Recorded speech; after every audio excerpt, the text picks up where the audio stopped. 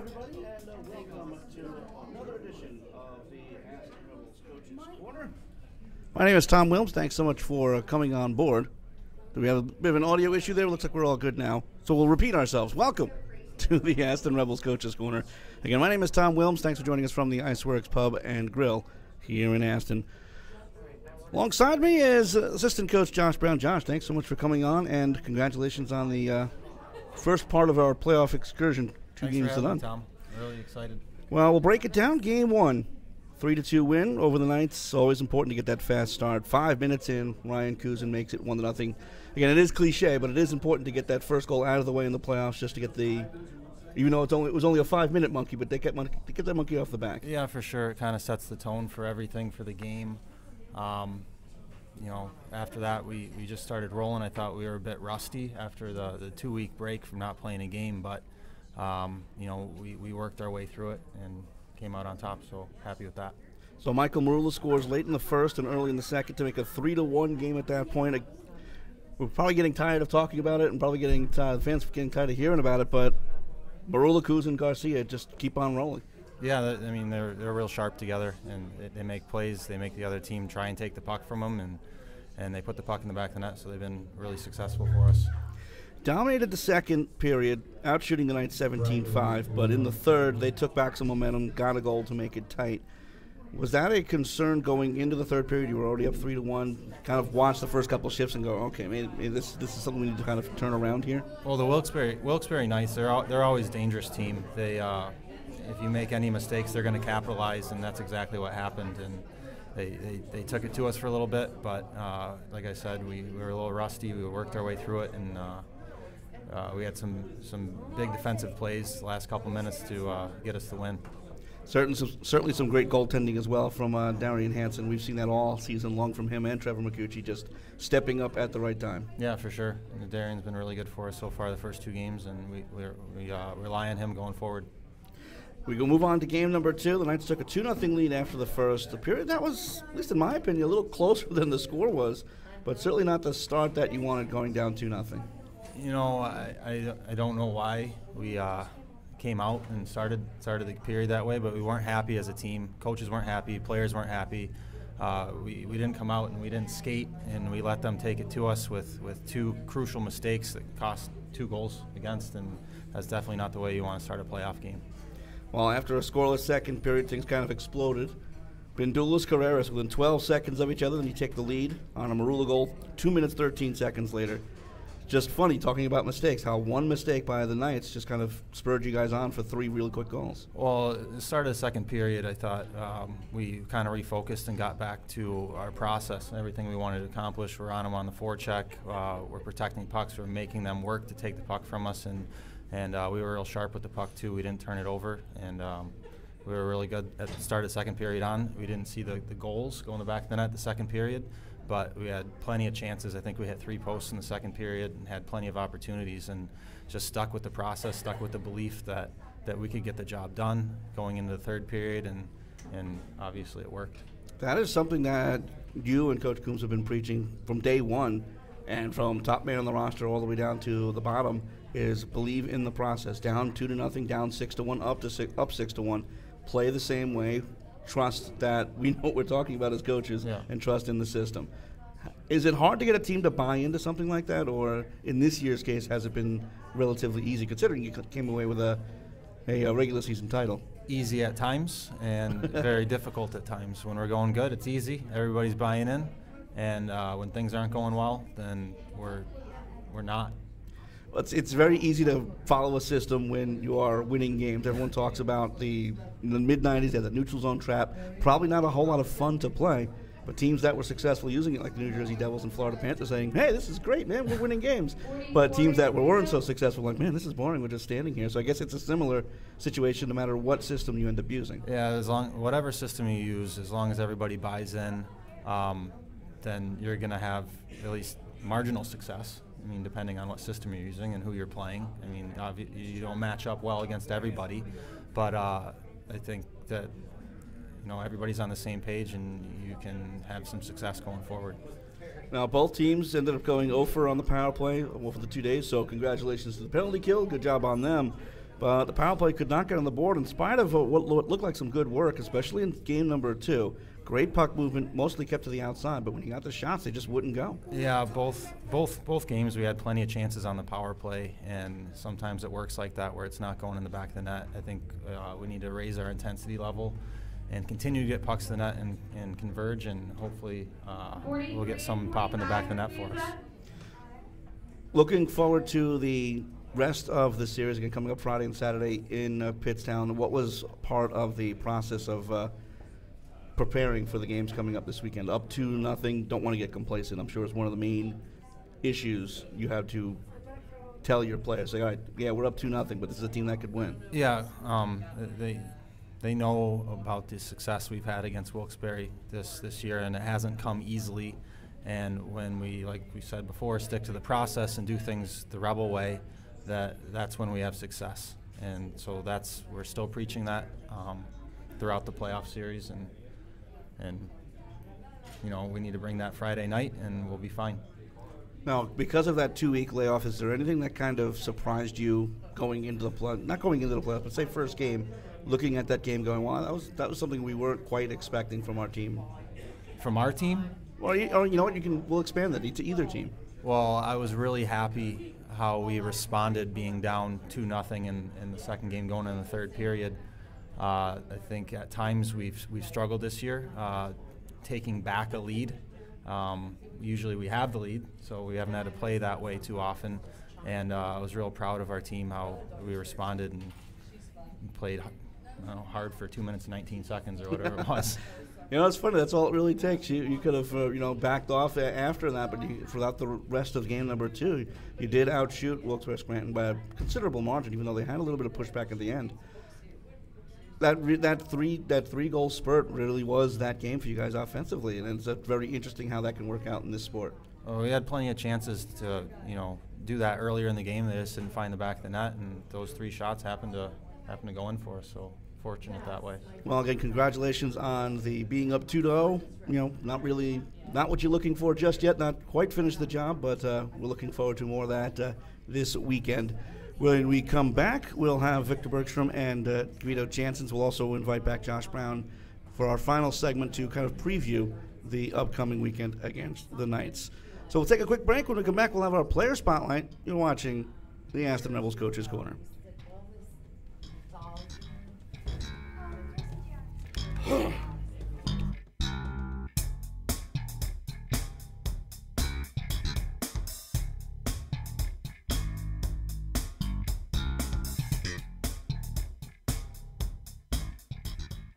All saves by an Aston Rebels goaltender are brought to you by the Mike Costanzo Farmers Insurance Agency, where he can save you money on auto and home insurance. Just go to farmersagent.com/mcostanzo. We are farmers. Bum, ba, bum, bum, bum, bum.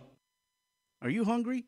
Check out the Aston Pizza Company at 600 Convent Road in Aston for great pizza, cheesesteaks, hoagies, wings, sandwiches, stromboli, calzones, and more. Call 610-558-9292 for delivery or visit astonpizzacompany.com.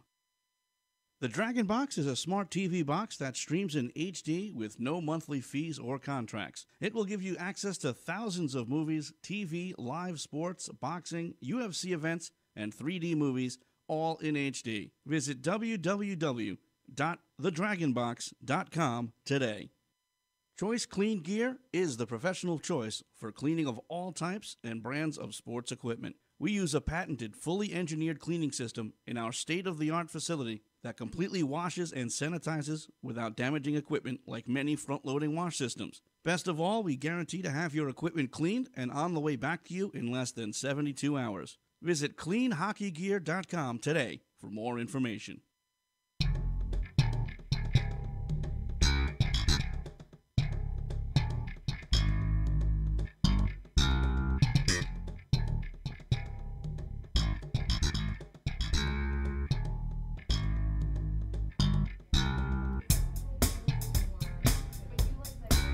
Welcome back, everybody. Once again, we are live from the IceWorks Pub and Grill. It's time for our Player Spotlight. And we have with us Victor Bergstrom and Guido Janssens. Guys, thanks so much for taking the time. Thanks for having us. We'll start off with Victor, 20 years old from Sweden.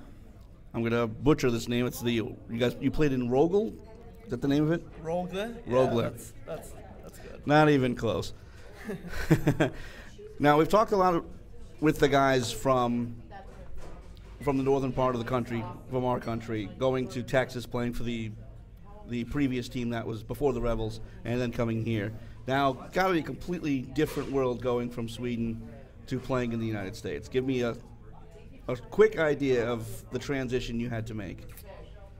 Well, obviously it's a lot faster game here in the U.S. and everything outside the rink is different. Everything from food to driving. Complete culture shock. Yes. Very interesting. So you were drafted by the Fargo Force of the USHL last season. 7 assists, 42 games. Good experience in the USHL compared to playing in Sweden at some of those top junior levels. Yeah, I mean it was a good challenge for me. I wanted to try something new. That's why I decided to come over here. And obviously there was a lot of adjustments I had to make in my game. Well, the size of the ice is completely different. Again, for the most part in Sweden and in Latvia, it's all about the Olympic size. Yep. So it's a completely different world. It's a lot more bunched up, a lot more in the way of systems here than it is in Europe as well. Is that correct? That's correct. I mean, in Sweden you have a little more freedom to do whatever you want. Also, in the defensive zone, it's a lot. You have to make a lot quicker decisions, obviously, because the rink is so much smaller. But it's a lot of fun. It's a fast game. Now, so far this year, 2 goals, 21 games. You haven't played a ton this year.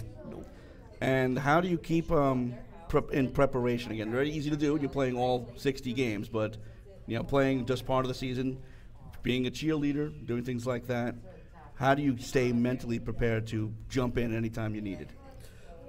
Well, the mental aspect of this season has been really tough for me. I suffered 2 concussions. That'll do it, yeah. Which held me out of the lineup for a while, and I came back and played, I believe, 4 games, and then I got another one.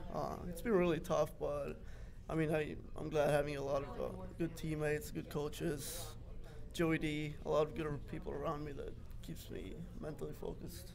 Now, are you going to be available for the playoffs at all, or is it still kind of an ongoing process?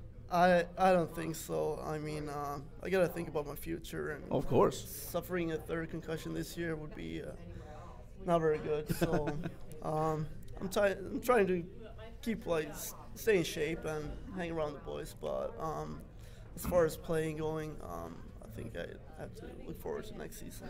Well, again, being so young at just 20 years old, it's certainly a lot more hockey, and again, other things potentially to look forward in life. So, wise decision there to kind of take a back seat and really help out the guys. And you could probably see things differently from off the ice to on, and you can really help out your teammates that way as well. Absolutely. I mean, as a teammate, you always appreciate when your teammates give you inputs like tips, and you see it different from the stands, and there's always something you can help with. Well, Guido, 19 years old from Latvia, is that correct? Yeah, it is. From the Metallurgs organization, am I even close to saying that correctly? Say again? Metallurgs? Yeah, that's right. You played at the Select Hockey Academy in Connecticut as well here in the United States. 3 years. And you've been representing your country, which has got to feel fantastic, since the 2012-13 season. That has to be a massive honor. Yeah, it's always great to represent your country. It's an honor. And you've done it a lot as well over the past bunch of years. And talking about that, this past World Junior Tournament, you guys won promotion from Division 1A to the main tournament coming up next year. Now, is that something you're looking forward to potentially playing in that next year against, United States, Canada, Sweden, teams like that? Yeah, of course you want to play against the best of the best and prove that you're not prove that you belong there as well. Well, again, the way you guys played in that Division 1A tournament, you guys certainly did a great job, and congratulations on that honor. Drafted by Dinamo Riga of the KHL in 2014, what made you decide to forego that and head to the United States? College hockey. I want to get that education first, because you know what can happen in hockey. So if you played 1 game in the KHL, that's professional hockey. Yeah. There goes college. You don't have a shot. So another wise decision being made by an Aston Rebel. Again, trying to get that education. Still plenty of time for hockey in the future. great year so far with the Rebels, who drafted you in 2015. 7 goals, 13 assists, a plus 13. An absolute rock on the back end. Solid. Are you happy with the way this year has gone for yourself personally? Yeah, I think this is my best year by far in U.S. because of the coaches that trust me, and I like everything here. Now, playing with your teammates and your defensive partners, who have you been partnering with for the most part this year, and has it been much of a transition from last year? Has it been different from last year? I kind of played forward and defense last year, so it's a difference. Well, you could do that again this year if it's needed too. We've seen you a number of times sneak in from the point and try to make things happen. Yeah. Then it's a difficult decision to jump into the play like that sometimes because you don't want to sacrifice the defensive play. But you've done a very good job of picking your moments and making sure you were able to move in to make plays happen on the offensive zone at just the right times. Well, congratulations to both of you guys. Again, it's a great season so far. Looking forward to the rest of the playoffs, guys? Of course. Absolutely. All right, so you guys are up 2-0 against Wilkes-Barre Scranton Knights, who have played you guys very tightly throughout most of the year. Give me an idea of what the mood in the locker room is. I'm sure it's very happy, but I'm sure everyone's thinking, all right, the job's not done yet. Am I correct in thinking that? Absolutely. I mean, the job's not over till you're in the Robinson Cup and you're racing the big trophy. So, I mean, the mood in the locker room is really good, I believe. Well, congratulations to both of you guys on a good start to the playoffs, and we're looking forward to a lot more.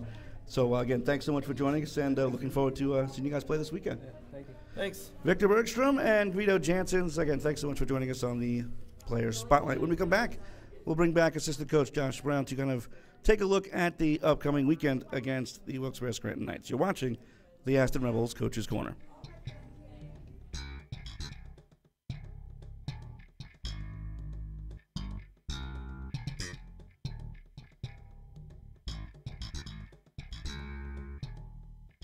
Since 1984, Delaware Express has offered full-service ground transportation services for business and leisure travel via airport shuttle, town car, motor coach, van, sedan, and limousine. A member of the Go Airport Shuttle Network with more than 100 dedicated drivers supported by professional dispatch, safety, customer service, and maintenance teams. Delaware Express has grown to be the largest and most trusted ground transportation provider in the area. Visit www.delexpress.com for more information. Mainline Health is the exclusive medical provider for the Aston Rebels. Mainline Health is a regional health system with more than 2,000 board-certified physicians, 5 of Philadelphia's most respected hospitals, and a wide network of patient care locations. Mainline Health, well ahead. P&S Ravioli Company are makers of all-natural fine pasta since 1966. It has been voted Best of Philly and Reader's Choice Award winners. P&S has 5 local locations and is sold in your local supermarket.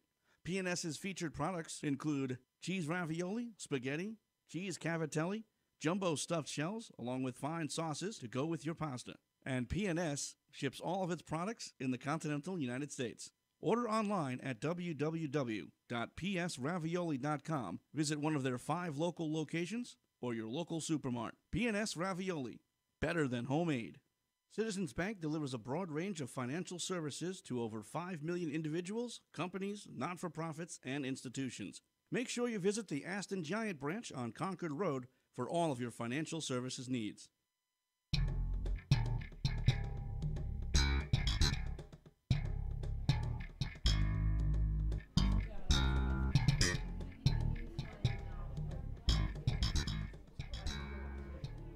Welcome back, everybody. Once again, we are live from the IceWorks Pub and Grill, and we bring back Josh Brown. Josh, thanks for sticking around. Well, as mentioned before, results-wise, could not have gone better last time out, up 2-0 on the Knights. Obviously, you want to finish this series quickly. The key has to be first goal, put all the doubt in the world on the Knights, put all the pressure on them. Oh, yeah, definitely you want to score the first one. I think we have a really good record this year when we put the first one in the back of the net. So we want to continue doing that. And between the benches during these games, there's got to be some. You guys have to notice the frustration to your left, especially here. Here at IceWorks, they were right there with you, up 2-0. All of a sudden, those 2 goals come in. I could see it from the broadcast position to see them go, oh man, what now? Is that something you guys kind of look at and go, okay, you could kind of feed off that, or you just don't pay attention? Well, it seemed like they they felt like they were okay until we took the lead, and then they took that timeout. So I think that's when the panic kind of set in for them when we took the lead. But yeah, you can definitely see the frustration in their players. You know, they're just going back to the bench with frustration, and you know, if they're doing that, that means we're doing our job. We were talking off air a little bit earlier about, outside of hockey, about how you're a baseball fan, big time baseball fan, Tigers fan. Yeah. And about how when you watch hockey now, you know, being a coach, you can't watch it, you can't sit and just enjoy it. You have to kind of analyze the play as it goes on. That's a very interesting, because I'm very similar in that way as a broadcaster. I watch a baseball game or a hockey game, and I kind of analyze it that way as well.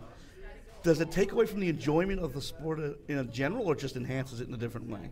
It's just like kind of like a desire to continuously learn, and you're always analyzing and watching plays and players, and you know the finer details of everything, and I can't turn it off. I'm just wired that way, where I watch baseball and I can just sit back and relax and just watch and really enjoy the game. Maybe take a nap, wake up, sixth inning, and I keep on watching. So.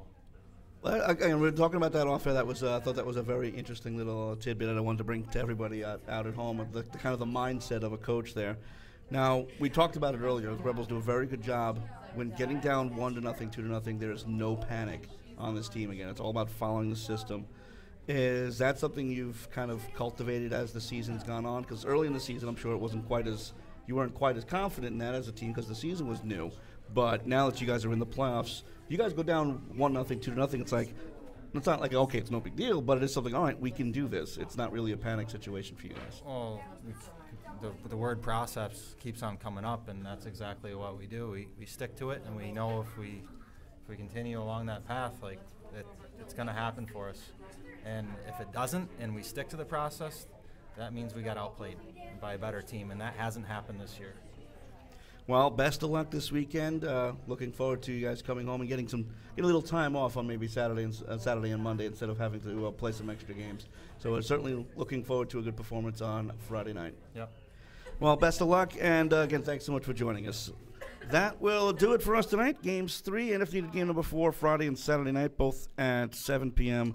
from the Revolution Ice Center in Pittston, Pennsylvania. And again, that'll be on Fast Hockey. I'll be on the call on the away feed if needed for both of those games.